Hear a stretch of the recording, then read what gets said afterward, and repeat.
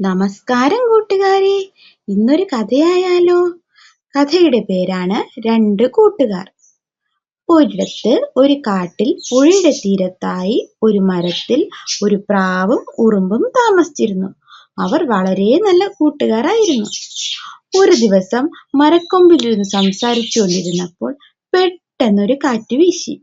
ഉറുമ്പ് പിടിവിട്ട് പുഴയിലേക്ക് വീണു. വെള്ളത്തിൽ മുങ്ങി താണു. രക്ഷിക്കണേ, രക്ഷിക്കണേ എന്ന് നിലവിളിച്ചു. പ്രാവ് എന്തു ചെയ്യണമെന്നറിയാതെ വിഷമിച്ചു. പെട്ടെന്ന് അവനൊരു ബുദ്ധി തോന്നി.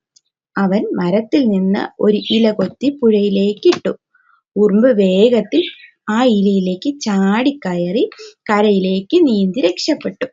എന്നിട്ട് പ്രാവിനോട് ഒരുപാട് നന്ദി പറഞ്ഞു.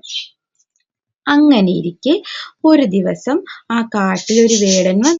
അയാൾ മരത്തിലിരുന്ന് ഉറങ്ങുന്ന പ്രാവിനെ കണ്ടു. വേഗത്തിൽ അമ്പ് കുലയ്ക്കാൻ തുടങ്ങി. ഇത് കണ്ട ഉറുമ്പ് തന്റെ കൂട്ടുകാരൻ അപകടത്തിലാണെന്ന് മനസ്സിലാക്കി. വേഗം ചെന്ന് ആ വേടന്റെ കാലിൽ ഒരു കടി കൊടുത്തു. വേദനയിൽ പുളഞ്ഞ വേടന്റെ ഉന്നം തെറ്റി. ശബ്ദം കേട്ട പ്രാവ് ഞെട്ടി ഉണർന്ന് അവിടെ നിന്ന് പറന്ന് രക്ഷപ്പെട്ടു. എന്നിട്ട് തന്നെ രക്ഷിച്ച ഉറുമ്പിന് 1000 നന്ദി പറഞ്ഞു. കൂട്ടുകാരെ, ഇതിൽ നിന്ന് നാം എന്താണ് മനസ്സിലാക്കേണ്ടത്? ആരെങ്കിലും അപകടത്തിൽപ്പെട്ടാൽ നമ്മൾ തീർച്ചയായും സഹായിക്കണം.